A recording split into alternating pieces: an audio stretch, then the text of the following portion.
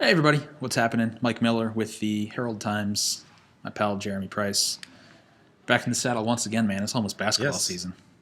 We're in Chicago. It's Big Ten Media Day. it is. Sitting where Jim Delaney did his annual State of the Big Ten basketball landscape press conference earlier. A few hours ago. A few hours ago, yeah. The seat's not warm anymore. Just wanted to let you know that. Anyway, we got to chat with Tom Crean today. First time in actually about 2 weeks. Yep. Got to hear from Yogi Ferrell, Nick Zeisloft, and Max Bielfeld also.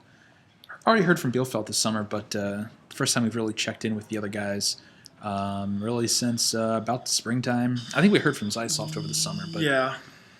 it was the first time we've talked to Yogi, especially since the whole Emmett Holt thing went down. It's almost the first time we've talked to Yogi since the draft decision to come stuff, yeah. back, I think. Yeah, pretty it was. much, It which was. is crazy. Yogi had some interesting things to say, especially about the Emmett Holt stuff. Really emotional that was for the players. He kind of gave us a bit of a conduit into what they were going through during that whole process, where Emmett was kind of in limbo and eventually dismissed from the program.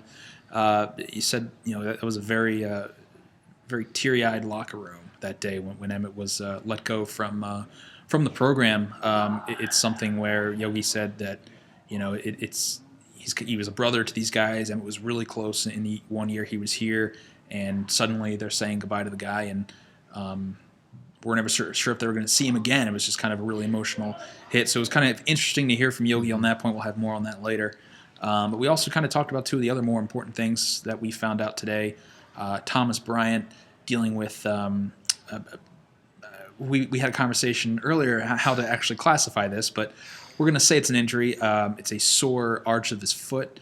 He's been in a boot. He's been held out of the true essence of practice. He's kind of been in some non-contact work. He's done some shooting, but he hasn't really been a full go in practice since day one on October 2nd.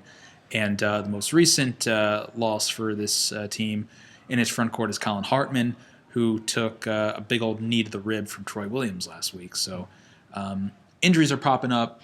This is already a team that Tom Crean was saying, given some of the departures, given the construction of it, it was going to have to be extremely versatile. And I think right now they're kind of seeing why, and it's kind of pushing this process along where guys are having to play different spots and having to play pretty much all across 1 through 5. Yeah, I think there's a variety of things to come out of this. First of all, I think we talked before about the thin margin for error that this team was going to have, and that was before dismissals and things. And then once you start taking those out, it just keeps getting thinner and thinner, and now you've already added injuries, and we haven't even started the season yet. Fortunately, it sounds like at this point that they don't expect these injuries to be long-term kind of things, but it also sort of sets the table. You can always have recurrences, setbacks, whatever as the year goes on. Also, at this point, in Indiana's case, unlike some years where they're really easing into the season, once you get past the first couple of games, there's nothing easy about it once you get to Creighton pretty much, and then Creighton and Maui and Duke and Crossroads Classic not long thereafter. So, there's no time to ease into this schedule. If guys aren't ready or miss preseason time, it's not only going to put them behind, it's going to put this whole team behind going into the season and going up against other teams that have major players and major talent.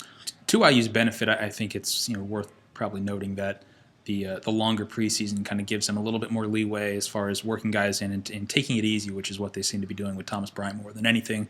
I think Crean actually said it was – I don't know if he said it was more – specifically said precautionary, but it sounded like this is a more precautionary issue for Thomas Bryant. Yeah. I got the impression that if there was a game tomorrow and they needed Thomas Bryant to play, he could play.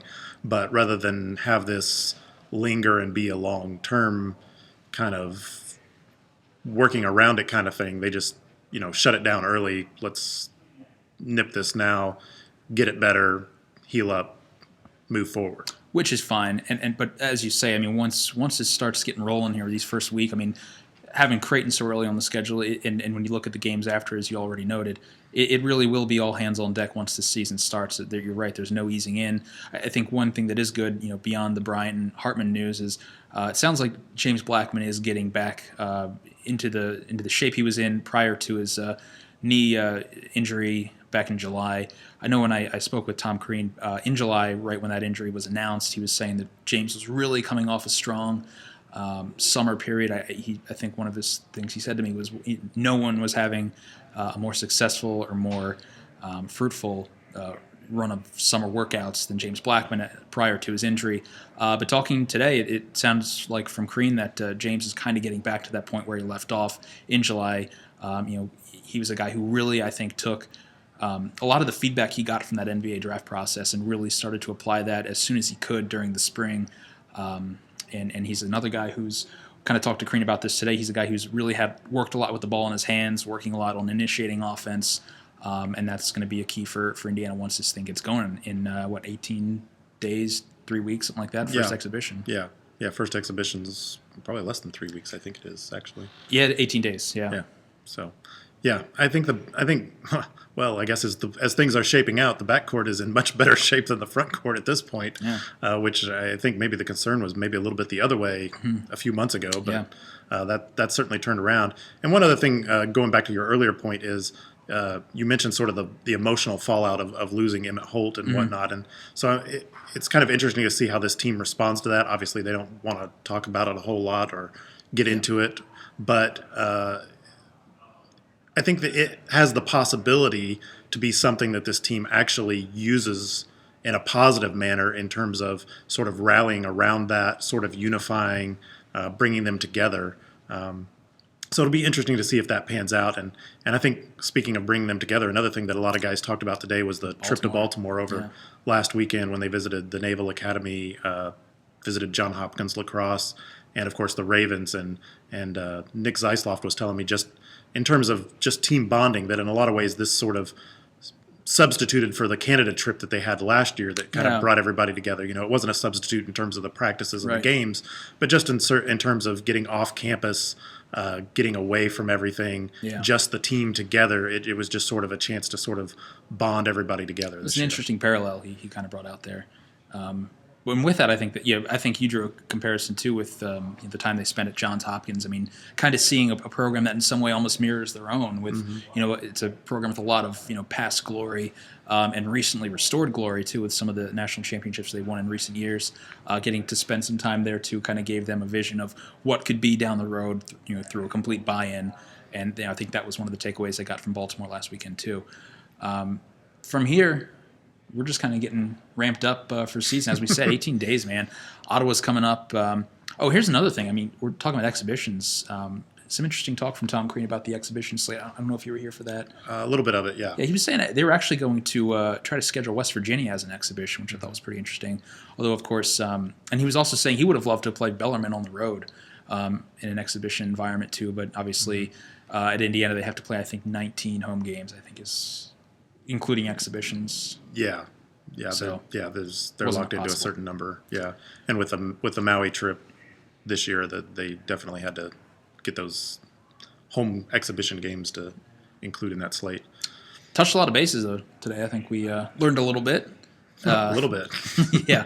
Well, we'll bring a bunch to you in the coming days, hours, whenever. Yeah. Hoosier Hysteria is only 9 days away, so you'll be enjoying that. I'll be enjoying that while you're in East Lansing for football. East Lansing, yeah. You'll miss out. I'm excited though. I always love this event. This is always fun.